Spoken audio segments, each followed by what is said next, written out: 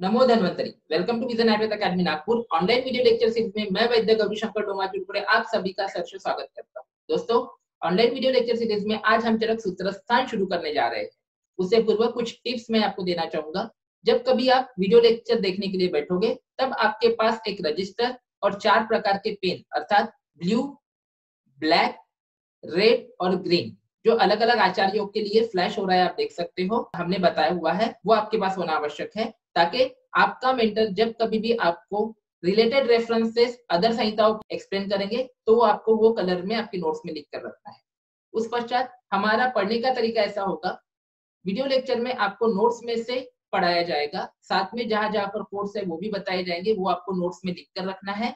उस पश्चात हर लेक्चर में आपको एक होमवर्क दिया जाएगा, मतलब डेली आपके लिए होमवर्क रहेगा। ये ध्यान में रखना, जो होमवर्क आपको दिया जाने वाला है उसमें से अंतिम परीक्षा में 2 से 3 प्रश्न आने के चांसेस रहने वाले, इसलिए उसको उसी दिन आपको करना अनिवार्य है। उसके पश्चात डेली आपको जो टॉपिक पढ़ाया गया है वो टॉपिक को एक बार जितने श्लोक आपके उस लेक्चर में हुए हैं उतने रिलेटेड श्लोक आपको संहिता में से उसी दिन पढ़कर क्लियर कर देना है।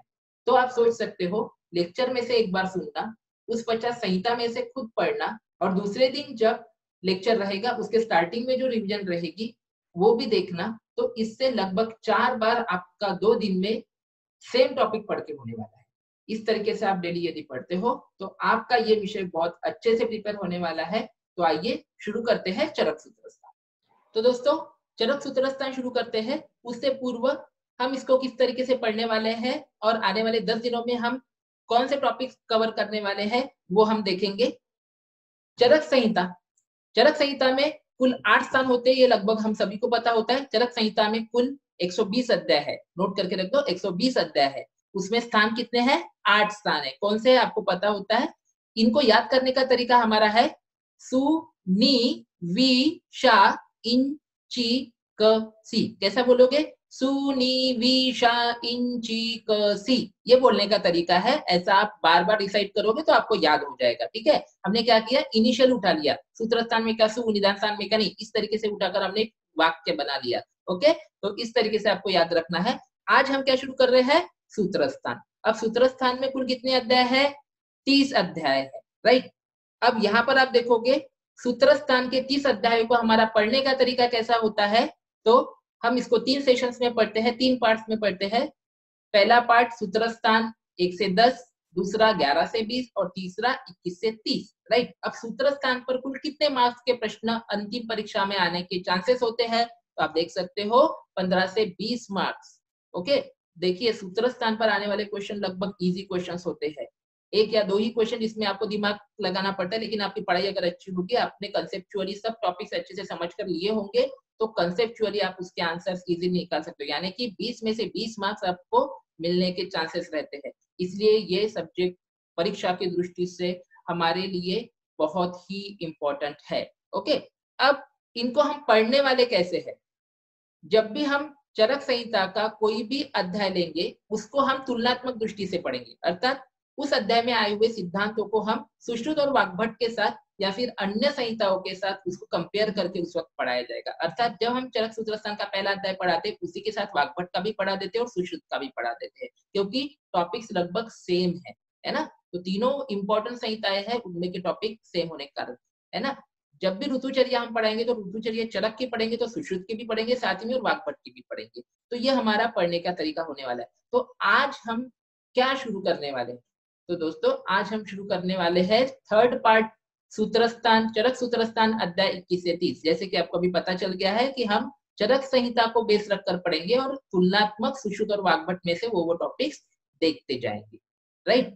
उस सबनी का 21 से 30 अध्यायों में क्या क्या पढ़ने वाले हैं वो यहाँ पर दिया गया है, आप देख सकते हो। इसमें से आपको 25, 26 और 27 ये जो चैप्टर्स है, यज्ञ पुरुषीय, आत्रेय, भद्रका पी और अन्नपान विधि, ये 3 चैप्टर्स द्रव्य गुण से रिलेटेड है।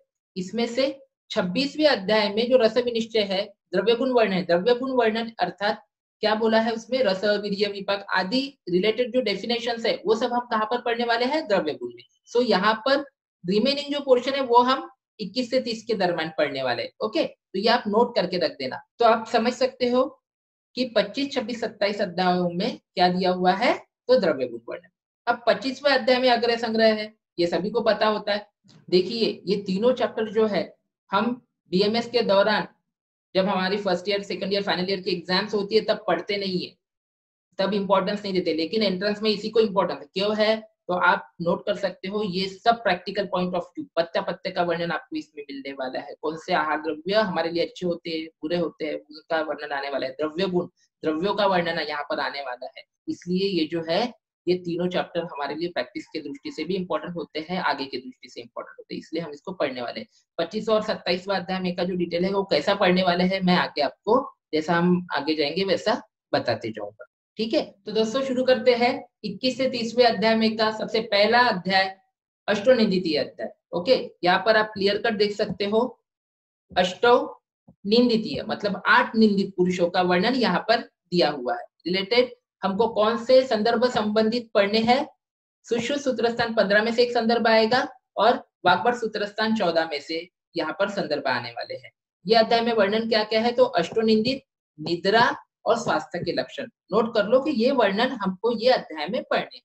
अब इस अध्याय की शुरुआत करने के लिए मैं आपको पीपीटी में से कुछ टॉपिक समझा के दूंगा, उसके बाद हम नोट्स में से फिर से पढ़े। तो अष्टोनिंदित कौन से है, अति दीर्घ, अति ह्रस्व, हमको ये याद होता है। अति स्थूल, अति कार्श, अति लोम जिसको बाल ज्यादा है या फिर बाल है ही नहीं, और फोर्थ जोड़ी है अति कृष्ण, अति गौर। हम देखते हैं fair and lovely, glow and lovely, अभी तो नाम बदल गया है ना। अब देखिए ये चैप्टर का इंपॉर्टेंस उस काल में भी हमारे आचार्यों ने सोच कर रखा था। लगभग आप देखोगे तो ये एंडोक्राइनल इम्बैलेंस की वजह से होने वाले, देख सकते हो आप। अति दीर्घ, अति ह्रस्व, आपको पता है हाइट बढ़ने के लिए, कम होने के लिए जीएच हार्मोन की आवश्यकता होती है। अति स्थूल, स्थूल से रिलेटेड तो लगभग सभी हार्मोन्स होते हैं, ओवारियन हार्मोन्स भी हो सकते हैं, पिट्यूटरी के भी होते हैं और थायराइड के भी रिलेटेड होते हैं, आपको सभी को पता है। बाद में लोम, अतिलोम और अलोम, इससे भी ये भी जो है हार्मोन रिलेटेड ही पॉइंट है। अति कृष्ण, अति गौर, ये भी हम सभी को पता है कि ये मेलाटोनिन नाम का जो एक हार्मोन होता है उससे रिलेटेड। तो आप ये सब देख सकते हो कि ये अध्याय में जो अष्टोनिंदितों का वर्णन है ये लगभग एंडोक्राइन से हम रिसेम्बलेंस बोल सकते हैं, लेकिन इनमें से हमको जो आगे पढ़ना है और ये अध्याय में ज्यादा एक्सप्लेन किया गया है अष्टोनिंदित में से, वो है अति स्थूल और अति कार्श।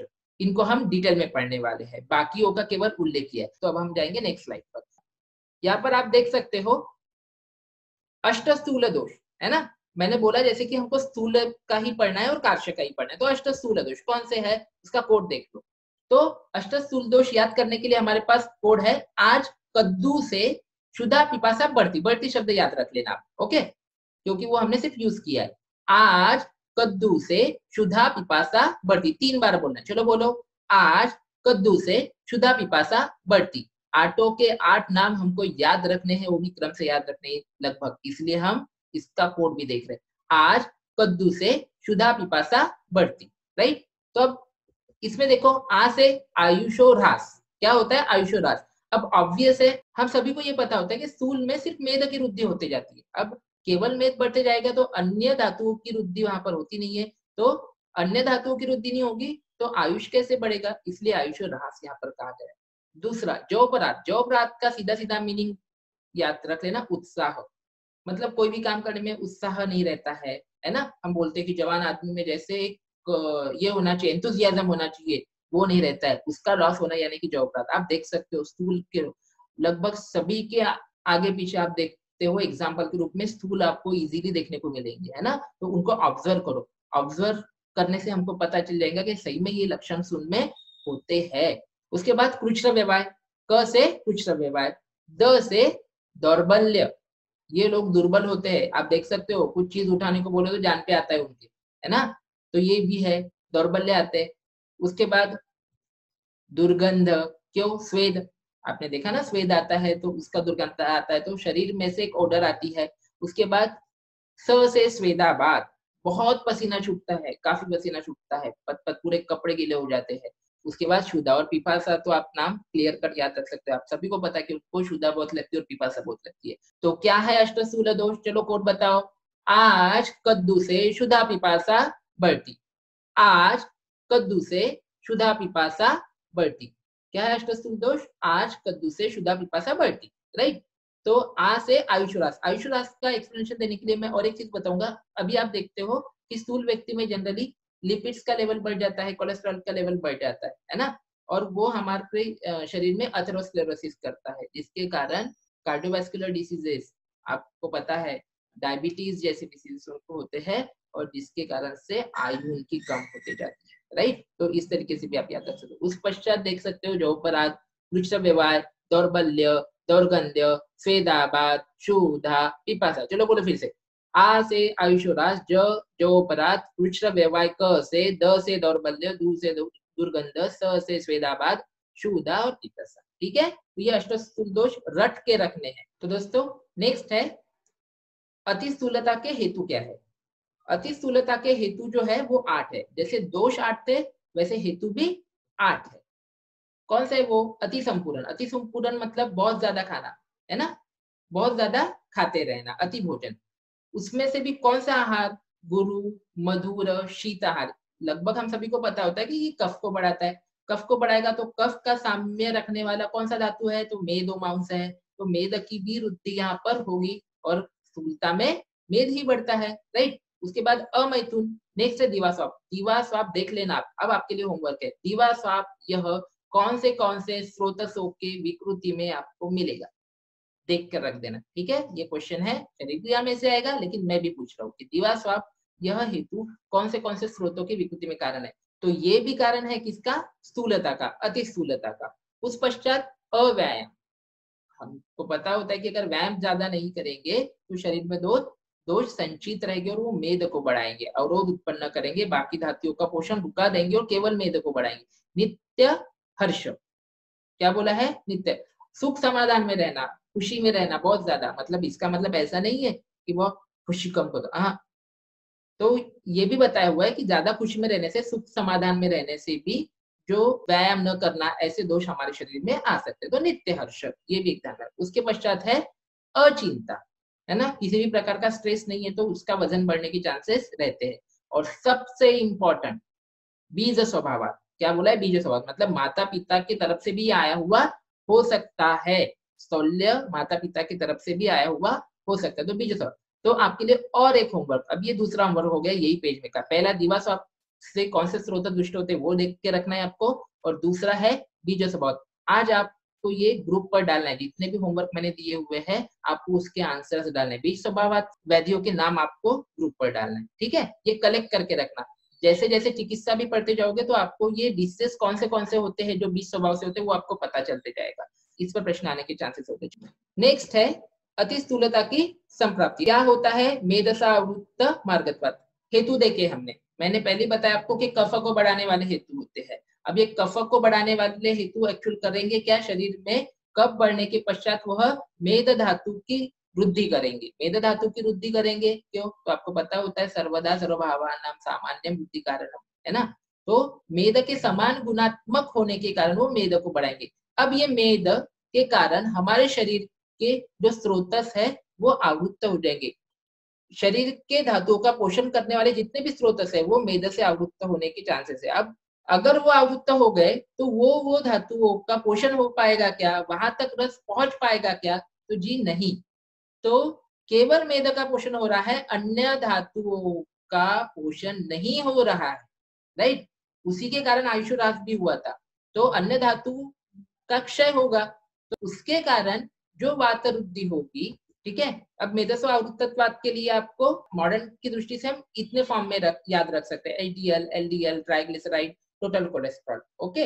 अब इससे आवृत्त होने के कारण अन्य धातु क्षय तथा वात वृद्धि। अब ये वात वृद्धि के कारण क्या होने वाला है? देखो, वायु कोष्ठे विशेषता चरण, बराबर है।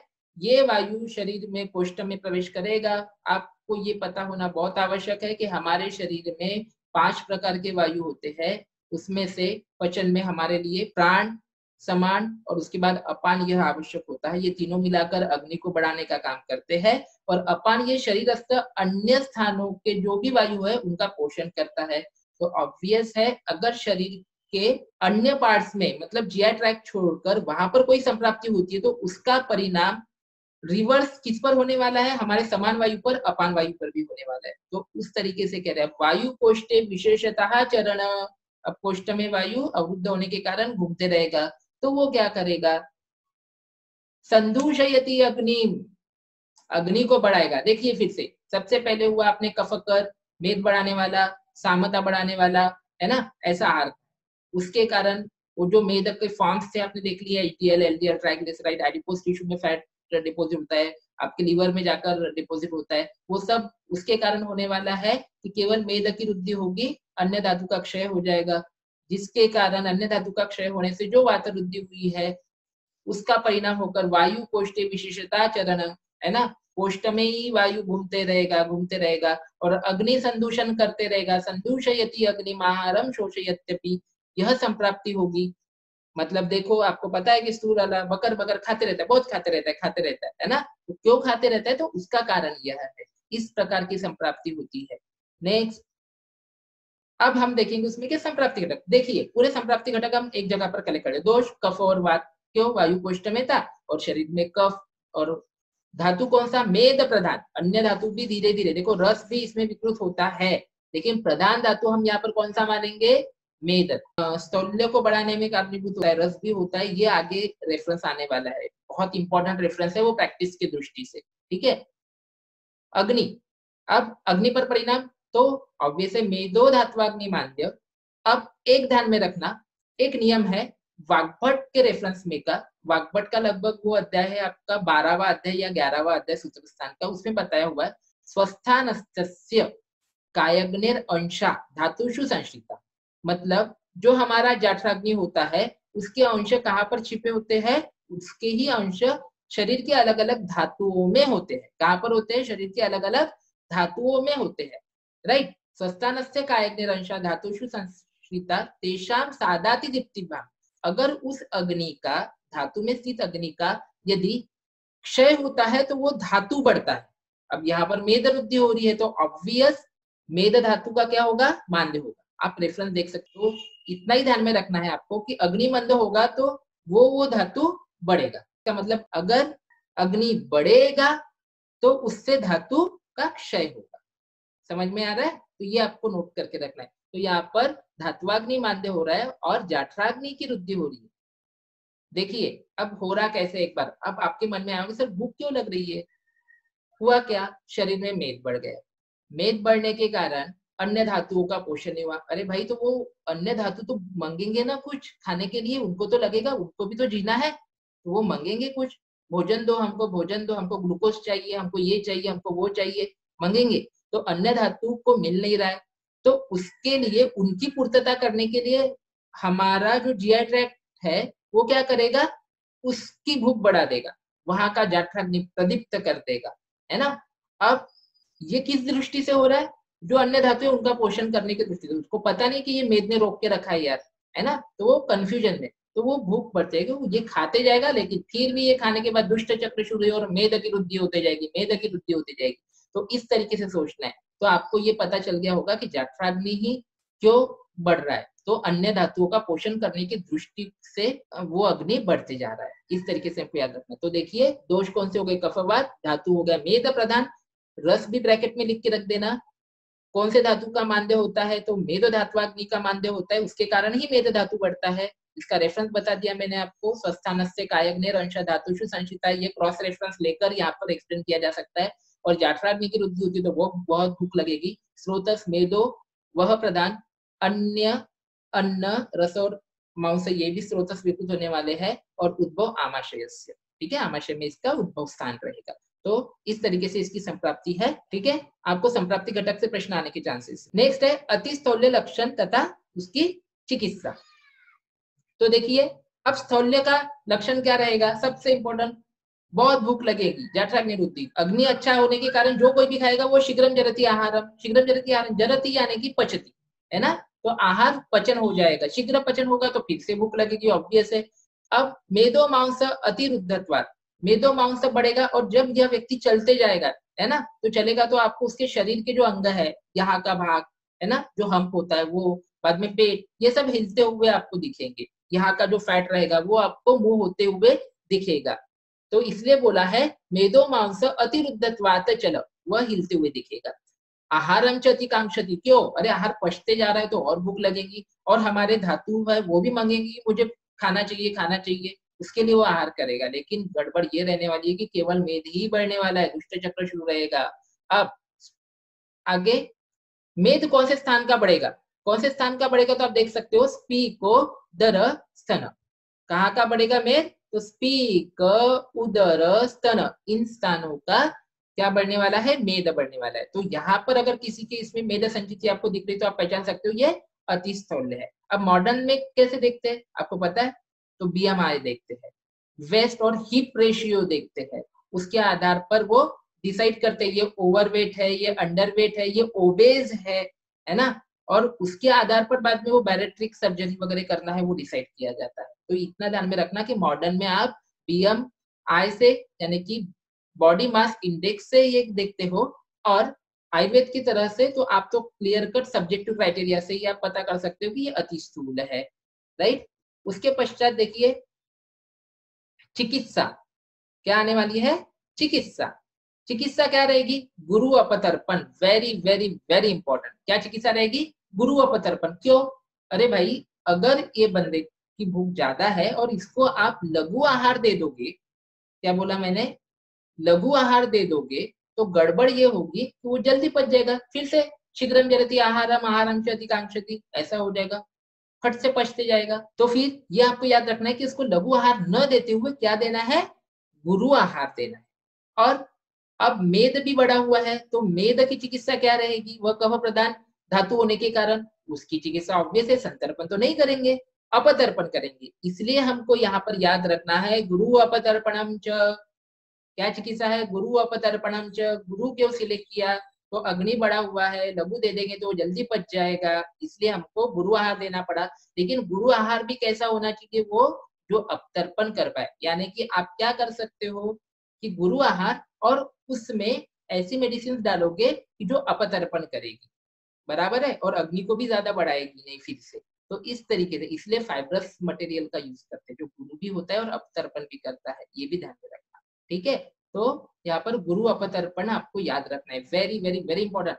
101% क्वेश्चन आने के चांसेस है गुरु अपतर्पण, इस पर काफी बार क्वेश्चन आ चुका है। अब ऑब्वियस है, हमने वहां पर देखा था संप्राप्ति घटक में वात और कफ, है ना, तो बस्ती है वात के लिए, ये ट्रीटमेंट है ही। अब कफ और मेद बड़ा होने के कारण आपको वहां पर गुण का सिलेक्शन कौन सा करना है? रुक्ष उष्ण तीक्ष्ण, याद कर लो, इस पर क्वेश्चन आ चुका है। रुक्ष उष्ण तीक्ष्ण बस्ती, चलो पहला पॉइंट क्या याद किया? गुरु अपतर्पणम च, रुक्ष उष्ण तीक्ष्ण बस्ती। उस पश्चात वातग्न अन्नपान, है ना, वात को ना बढ़ाए ऐसा अन्नपान, और श्लेष्म में तो वात कफ वहां पर दोष थे, इसलिए वैसी चिकित्सा आपको ध्यान रखनी है। वातग्न नपान तथा चिकित्सा श्लेष्म मेदोहर, मतलब जो हमने संप्राप्ति घटक में दिखा उसका विपरीत यहाँ पर लिखते जाओ।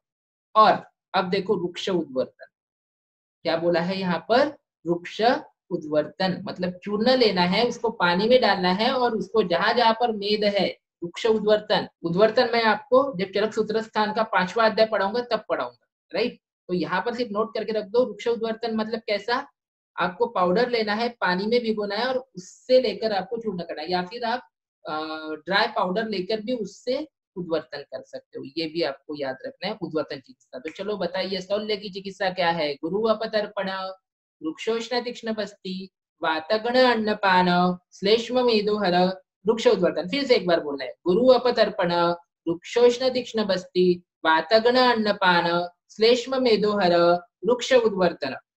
ठीक है, यहाँ पर उत्सादन नहीं बोला है, नोट करके रख देना। उत्सादन कार्शिक चिकित्सा में जाएगा क्योंकि उत्सादन में स्नेह का प्रयोग होता है, ये भी याद रख लेना बराबर, ठीक है। लक्षण में क्या है? शीघ्रम जरति आहारम, मेदो मांस अतिरुद्धत्वात् चल, आहारम च अतिकांक्षति, स्पीकोदरस्तन। नेक्स्ट है महत्वपूर्ण औषधि योग। अब ट्रीटमेंट कौन से औषधि प्रयोग आप कर सकते हो, है ना, ये प्रातिनिधिक है। अब इस गुणात्मक औषधि आप अपने दिमाग से यूज कर सकते हो। तो इसको याद करने का तरीका, सबसे पहला, गुड्डू मत्स्य तक्र में त्रिफला खाता। गुड्डू मस्त तक्र में क्या खाता? त्रिफला खाता। क्या खाता? त्रिफला खाता। कौन खाता? गुड्डू खाता। कैसे खाता? मस्त खाता। किस में खाता? तक्र में खाता। तो तक्र में त्रिफला कौन खाता? गुड्डू खाता। गुड्डू यानी कि गुडूची, मस्त यानी कि मुस्ता, मुस्ता यानी कि नागर मोथा, तक्र, तक्र यानी कि तकरारिष्ट, है ना। तो इसके दो मीनिंग भी दिए, एक तो तकरारिष्ट या फिर तक्र अलग और अरिष्ट अलग, यानी कि अरिष्टों का प्रयोग भी कर सकते हो आप और तक्र का भी प्रयोग, ऐसे भी इसका मीनिंग लिया जा सकता है। ठीक है, तो तक्र और अरिष्ट ऐसा दोनों अलग भी याद रख सकते हो और तकरारिष्ट ऐसा भी याद रख सकते हो। एग्जाम में क्वेश्चन डालने वाले के मन पर ये डिपेंड है। ठीक है, मे से म से माक्षिक, त्रिफला से त्रिफला। ठीक है, तो गुड्डू मस्त तक्र में त्रिफला खाता और बिना काम मतलब बिना कोई काम किए स्थूल हो जाता। अब काम ही नहीं करेगा, हमने देखा था स्थूल का एक हेतु अव्यायाम, है ना। तो बिना काम स्थूल होता है। चलो बोलो फिर से एक बार, गुड्डू मस्त तक्र में त्रिफला खाता और बिना काम स्थूल होता। देखो एक साथ पूरे 1 2 3 याद हो गए। गुरुची मुस्ता त्रिफला तक्रारिष्ट माक्षिक बिना काम विडंग नागर काल लोह, है ना। और अनुपान क्या है उसका, काल लोह यानी कि लोह भस्म, श्रेष्ठ लोह जो होता है वो इसमें काल लोह भस्म। और उसका अनुपान क्या यूज करोगे, मधु यूज करना है। क्या यूज करना है, मधु यूज करना है। मधु कर्षण करने वाला होता है, ये हम सभी को लगभग पता होता है। अब अन्य और कुछ योग दिए हुए हैं, उसको याद कैसा करोगे। बहुत बड़ा बिल आया, कैसा याद रखोगे, बहुत बड़ा बिल आया। अब बहुत बड़ा यानी कि स्थूल, इसकी चिकित्सा करनी है, स्थूल की चिकित्सा करनी है, तो स्थूल याद रख लो। तो स्थूल की चिकित्सा बिल, बहुत बड़ा बिल आया, बिल, बिलवादी, आ से आमलक और य से यव, इजीली याद रह जाएगा। आपको बार बार इसको देखना है ना, तो याद हो जाएगा। तो बहुत बड़ा यानी कि स्थूल, बिल यानी कि बिलवादी, बिलवादी पंचमूल याद रखना, बिलवादी पंचमूल। आपको पता होना चाहिए लघु पंचमूल के कंटेंट्स कौन से होते हैं, बृहद पंचमूल के कौन से होते हैं, तो ये ध्यान में रखना। शौल्य की चिकित्सा में लघु पंचमूल का प्रयोग है या बृहद पंचमूल का है, तो ये याद रख लेना, बिलवादी बृहद पंचमूल। ओके, नेक्स्ट उसके बाद है आमलक और यव। चलो बोलो, कोड बोलो फट से, गुड्डू मस्त तक्र में त्रिफला खाता और बिना काम स्थूल होता। गुड्डू मस्त तक्र में त्रिफला खाता और बिना काम स्थूल होता। ठीक है, बहुत बड़ा बिल आया। ये 2 लाइन में आपके पूरे महत्वपूर्ण औषधि योग। एक ध्यान में रखना, अभी तक के हमने जितना पढ़ा उसमें अष्ट स्थूल दोष वाला पॉइंट, हेतु 8, उसमें का सिर्फ अष्ट हेतु होते हैं इतना, और उस पश्चात लक्षण चिकित्सा। वेरी वेरी वेरी इंपॉर्टेंट, इस पर प्रश्न आने के चांसेस बहुत ज्यादा है। दोस्तों पीपीटी में से स्थूलता रिलेटेड टॉपिक हमने देखा, अब नोट्स में से हम इस टॉपिक को ओवरलुक करेंगे। अष्टनिंदित कौन से होते हैं हमने देख लिया था, अभी हमको याद हो गए। अति दीर्घ, अति रस्व, अति स्थूल, अति कृश, अति लोम, अलोम, अति कृष्ण, अति गौर, राइट। उसके बाद अष्टस्थूल दोष हमने देखे। अष्टस्थूल दोषों के नाम आज कद्दू से, क्षुधा पिपासा, बढ़ती, ऐसा देखा था। अब इंपॉर्टेंट एक टॉपिक है, वो है हेतु का। अब ये जो 8 दोष होते हैं वो किन कारण से होते हैं, तो उसका टेबल आपके सामने है।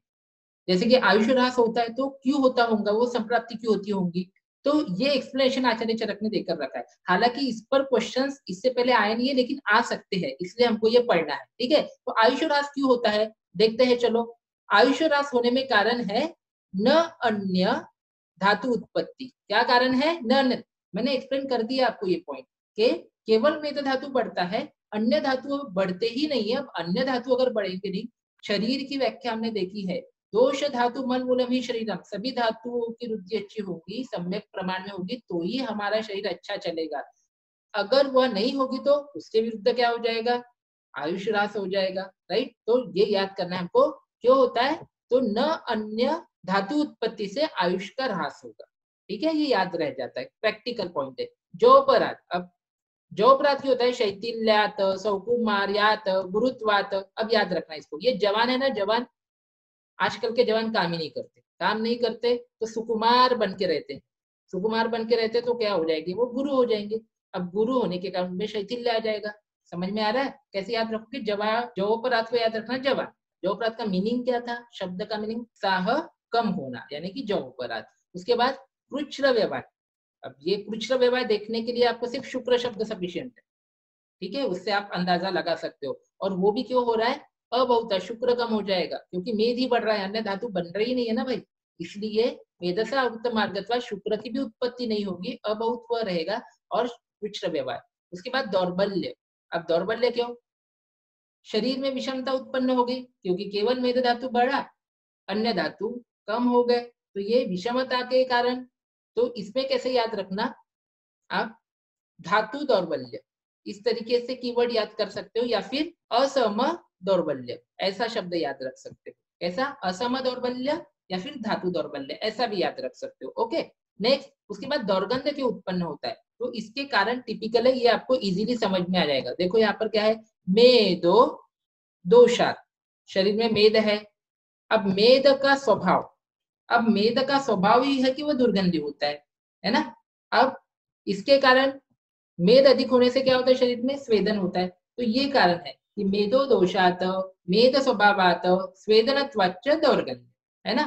तो इसको भी आप याद क्लियर कट रख सकते हो, मेदो दोषात मेद स्वभावात स्वेदनत्वाच्च दौर्गंध्य।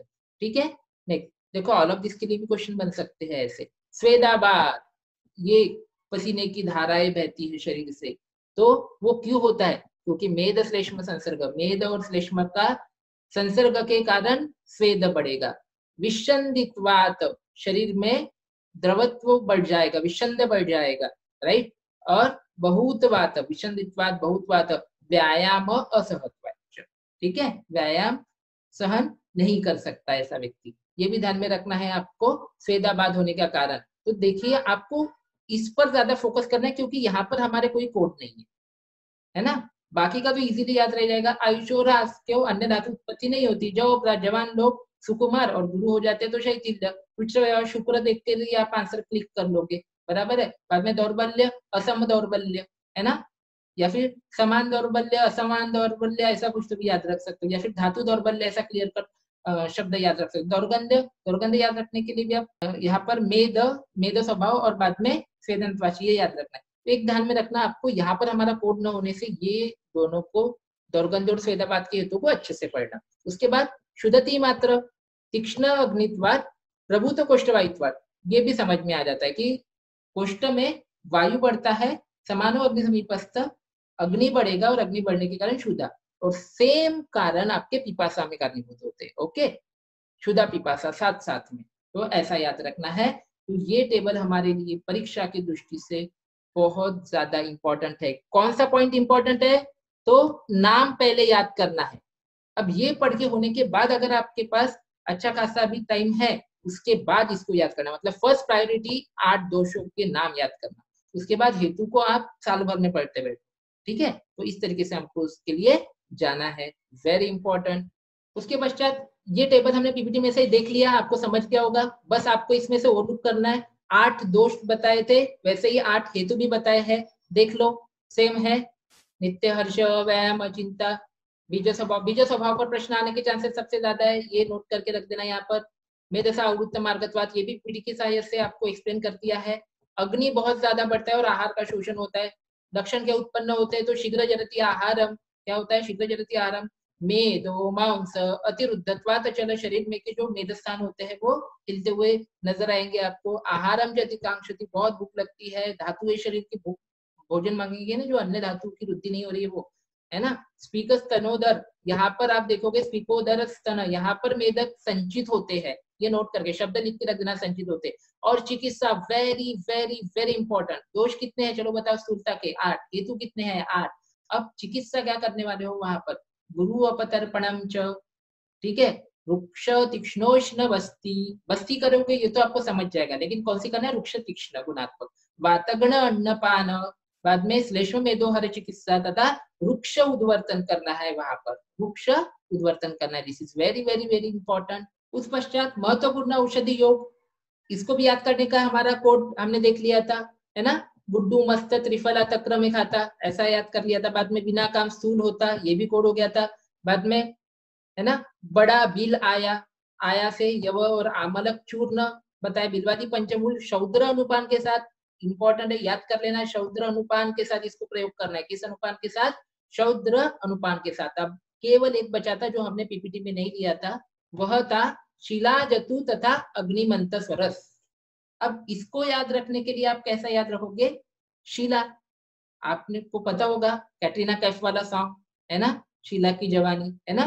अब वो समझ लो, अग्नि शब्द से हॉट शब्द याद रख लो और जोड़ लो, मैं एक्सप्लेन नहीं करूंगा उसको, ठीक है।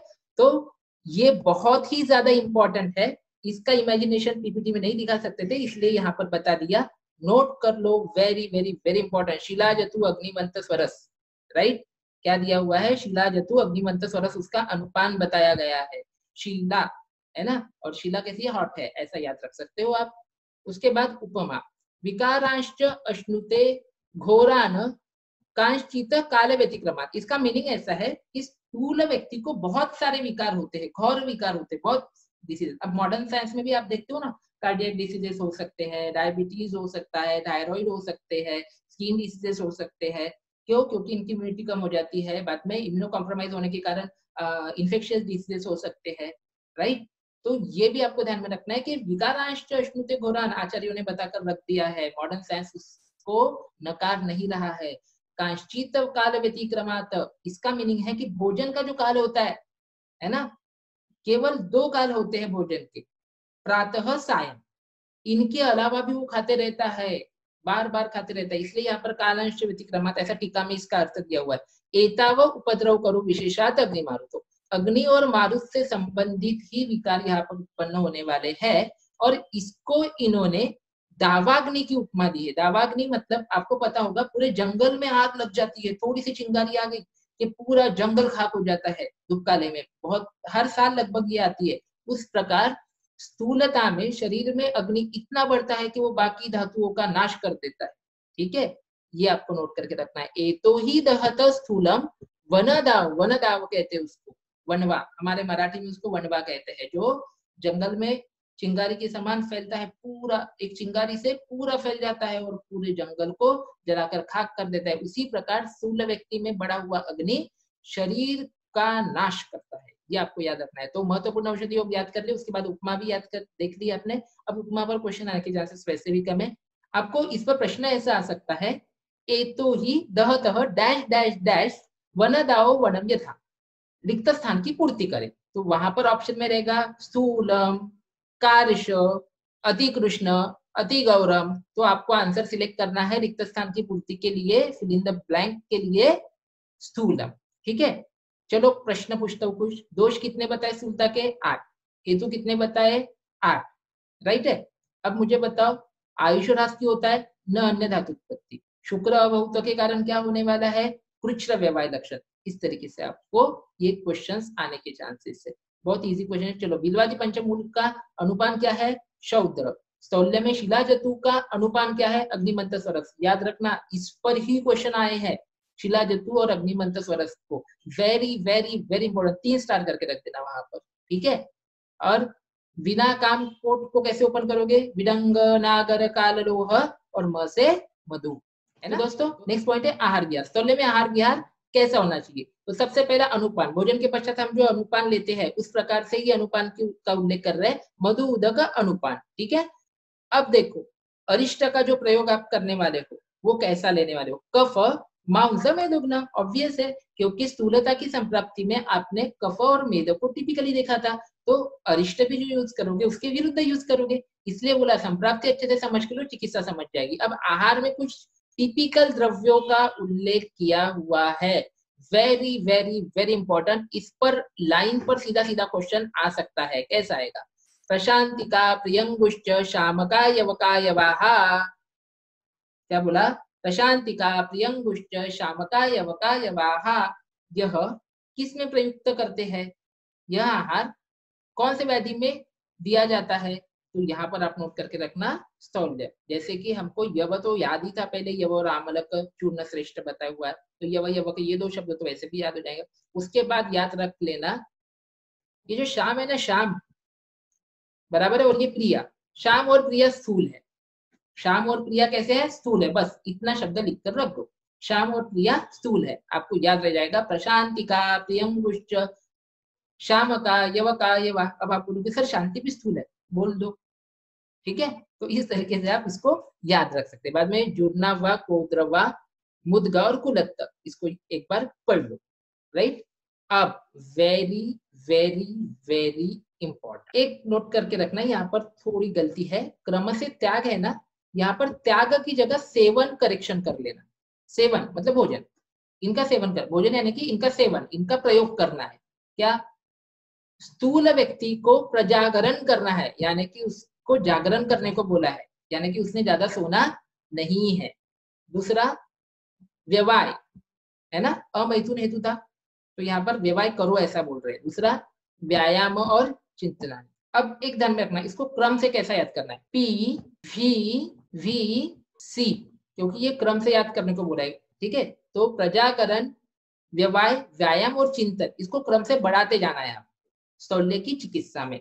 तो आहार विहार का पॉइंट हमारा हो चुका है। फिर से एक बार देख लो, आहार में क्या बोल रहे हैं, मधु उदक पान कफ मांस मेदोग्न अरिष्ट। बाद में शांति को, प्रिया को, श्याम को क्या हुआ है, स्थौल्य हो गया। और यवका से, यव से आपको स्थौल्य वैसे भी याद आ जाएगा, जुन्नावा को ध्रुवम उद्योगलता एक बार पढ़ लेना है। और विहार में प्रजागरम व्यवायम च व्यायामम चिंतनानि च PVVC, इस तरीके से याद रखना है। ओके, प्रश्न आ सकता है इसलिए पढ़ाया ये टॉपिक भी मैंने आपको, ये नोट करके रखना है। ठीक है, उस पश्चात ये टेबल के एंड में आप देख सकते हो पॉइंट, सुश्रुत ने स्थौल्य की चिकित्सा में टिपिकल दिया हुआ है ना, ये अग्रह है उनके हिसाब से, तो नोट कर लेना। रसांजन, रसांजन का प्रयोग स्थौल्य में दिया हुआ है और लेखन बस्ती का प्रयोग किया है, राइट। उसके बाद वाग्भट जी ने, वाग्भट उत्तर तंत्र में ताक्ष बोला है रसांजन को, राइट। और एक सूत्र आपको वाग्भट में मिलने वाला है, वो आज आपको जाकर पढ़ना है।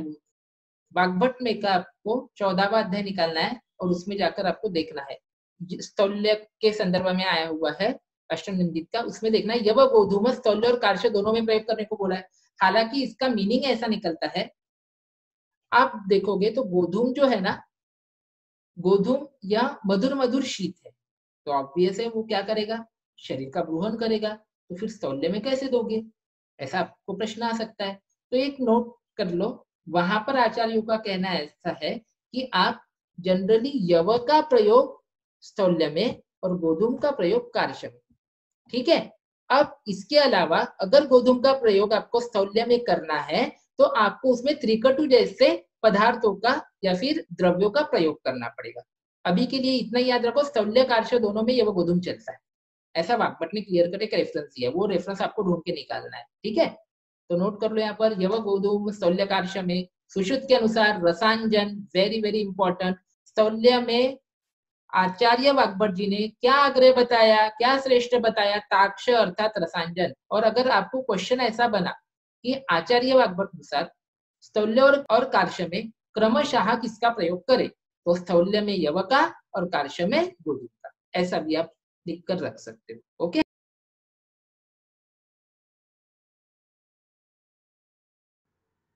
तो दोस्तों अब तक हमने देखा विषय वर्णन, जिसमें अष्टनिर्दिष्ट कौन से है, अति दीर्घ, अति रस्व, अति लोम, अलोम, अति स्थूल, अति कृश, अति कृष्ण और अति गौर, ये देखा। उस पश्चात अष्ट स्थूल दोष हमने देखे, राइट, और उनके कारण हमने देखे। उनको याद करने के लिए कैसे, आज कद्दू से क्षुधा पिपासा बढ़ती, ऐसा हमने याद रखा। और उसके हेतु देखे, इंपॉर्टेंट हेतु मैंने बताया, न अन्य धातु उत्पत्ति से क्या होगा, आयुष्रास होगा। जवान, सुकुमार और गुरु, गुरुत्व के कारण शैथिल्य उसमें होता है। शुक्र, वृक्षरथ से याद रखना है। असम, दौर्बल्य, ऐसा याद रखने को बोला था। मेद दोष, मेद स्वभाव और सेदनत्व दौर्गंध्य होता है। स्वेदाबाद, बहुत स्वेद क्यों आता है, तो मेद संसर्ग श्लेष्म संसर्गात, विषंद, विषंद से द्रव आता है कि नहीं, और ये द्रव स्वेद से रिसेम्बलेंस रखता है, ऐसा याद रख सकते हो। और व्यायाम सत्वाच्च, बाद में शुद्ध और पिपासा तीक्ष्ण अग्नित्वात्, बाद में प्रभुत्व कोष्ठवायुत्वाच्च उत्पन्न होता है, ये हमने देखा। उस पश्चात हमने स्थौल्य की हेतु संप्राप्ति लक्षण देखे। हेतु कितने थे, 8, पढ़ लेना है आपको। इसमें इंपॉर्टेंट कौन सा बताया मैंने, बीज स्वभावात याद रखने को बोला। उस पश्चात संप्राप्ति कैसे देखी, पीपीटी में बताया था मैंने, पहले मेदसा अवरुत्त है ना, उससे अवरोध होगा, उससे वायु कोष्ठ में विशेषता चरण करेगा, और उस पश्चात क्या होगा, अग्नि संदूषण होगा। पश्चात शीघ्रम आहारम जरती, ये देखा। मेदो मांस अतिरुद्धत्वात्, चलिए लक्षण से कैसा पहचानना ये हमने देखा था। स्पीक स्तनोदर, यहाँ पर मेद की संचित हो जाएगी। और आहारम च अतिकांक्षति, चिकित्सा, वेरी वेरी वेरी इंपॉर्टेंट, फिर से नोट कर लो। गुरु अपदर्पणम, वृक्ष तीक्ष्णोष्ण बस्ती, वातग्न अन्नपान, अश्लेषम विद्वार, वृक्ष उद्वर्तन, ये भी हमने देखा था, वेरी इंपॉर्टेंट। उसके बाद हमने महत्वपूर्ण औषधि योग देखे थे, उसका कोड किया था। गुड्डू मस्त तक्र में त्रिफला खाता है, बराबर है, और बिना काम स्थूल होता है, इसको ओपन किया था। बिना काम को विडंग, नागर, काललोह और मधु अनुपान। उसके बाद बहुत बड़ा बील आया, ऐसा याद रखा था, बिलवादी पंचमूल। और बिलवादी पंचमूल का अनुपान क्या बताया था हमने, शौद्र। आया से क्या याद रखा था, आमलक और यव। और उसके पश्चात very very very important 3 star shilajit, इसको क्या बोलता है? शीला, शीला यानी कि शीला की जवानी वाली शीला है ना, कतरीना, वो कैसी है? हॉट है, ऐसा याद रखने को बोला था। और अग्निमंत स्वरस उसका अनुपान, शिलाजतु का स्थौल्य में अनुपान क्या है? तो अग्निमंत स्वरस, ये बताया था। बाद में वन दाव की हमने क्या दी थी? उपमा दी थी। उस पश्चात आहार दिया देखा हमने, आहार में मधु उदक पान कफ मांस मेदग्न अरिष्ट शांति प्रिया और शामक को क्या हुआ था? स्थौल्य हुआ था, ऐसा याद रखा था। उस पश्चात क्रम से सेवन, ये मैंने करेक्शन करने को बोला था, त्याग की जगह सेवन। क्रम से कौन सा विहार बढ़ाना है? प्रजागरम बढ़ाना है, व्यवहार बढ़ाना है, व्यायाम और चिंतनानी, PVBC ऐसा बोला था। बाद में सुश्रुत अनुसार रसांजन और वाग्भट अनुसार भी रसांजन यह श्रेष्ठ चिकित्सा है स्थौल्य की। और यव गोधूम स्थौल्य कार्य दोनों में चलता है वाग्भट अनुसार, ये भी हमने डिस्कशन कर लिया था।